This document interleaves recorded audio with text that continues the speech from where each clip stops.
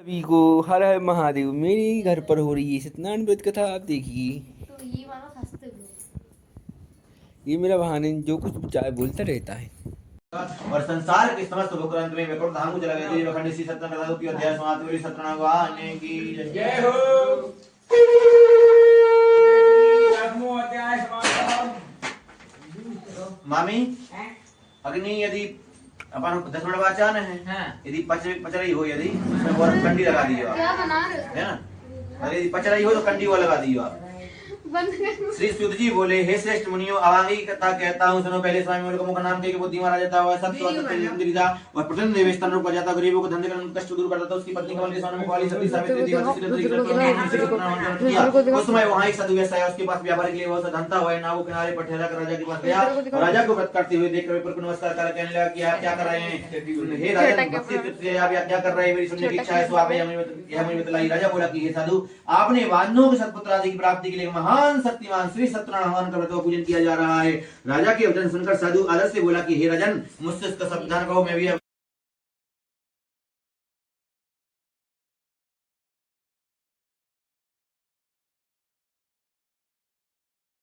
दोनों को बांध कर ले गए और प्रसन्नता से दौड़ती हुई राजा के समीप जाकर बोले, यह दो चोर हम पकड़ कर लाए हैं, देकर आज्ञा दे। तब राजा की आज्ञा से उनको कठिन कारावास में डाल दिया गया, उनका धन छीन लिया गया। सत्यनारायण के श्राप द्वारा उनकी पत्नी भी घर पर बहुत दुखी हुई और घर पर जितना रखा था चोरों से चुरा कर ले गए। भूख और प्यास से अति दुखित। तुम्हारे मन में क्या है? कलावती बोली, हे माता, मैंने एक ब्राह्मण के घर श्री सत्यनारायण का व्रत देखा है। कन्या के वचन सुनकर लीलावती भगवान की संतुष्ट हो गई और राजा चंद्रकेतु को स्वप्न में दर्शन देकर कहा कि हे राजन, दोनों वैश्यों को प्रातः ही छोड़ दो। उनका सावधान जो तुमने ग्रहण किया उसे दे दो, नहीं तो तेरा धन राजपुत्र आदि नष्ट कर दूंगा। राजा से ऐसे वचन कहकर भगवान अंतर ध्यान हो गए और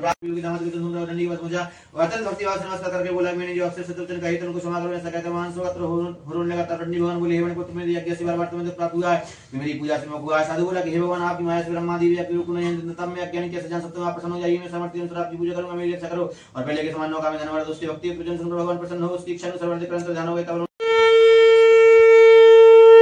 अथ पंचम अध्याय। श्री सूत जी बोले, हे ऋषियों में और भी कथा करता हूं सुनो। प्रजा पर मिलिंदों का ध्वज नाम का एक राजा था। उसने भगवान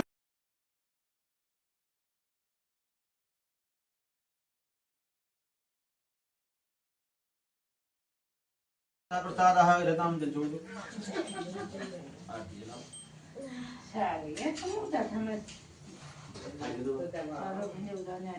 हेलो गाइस, मिनी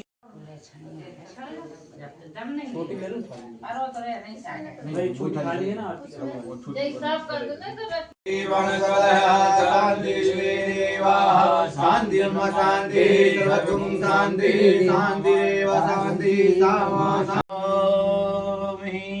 या देवी सर्वभूतेषु दयारूपेण संस्थिता नमस्तस्यै नमस्तस्यै नमस्तस्यै नमो नमः। या देवी सर्वभूतेषु क्षमारूपेण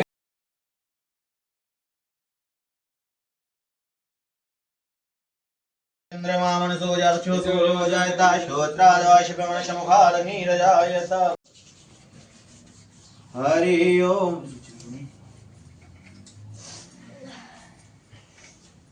मनोरथ गायो श्रद्धा स्वामी श्रद्धा भक्ति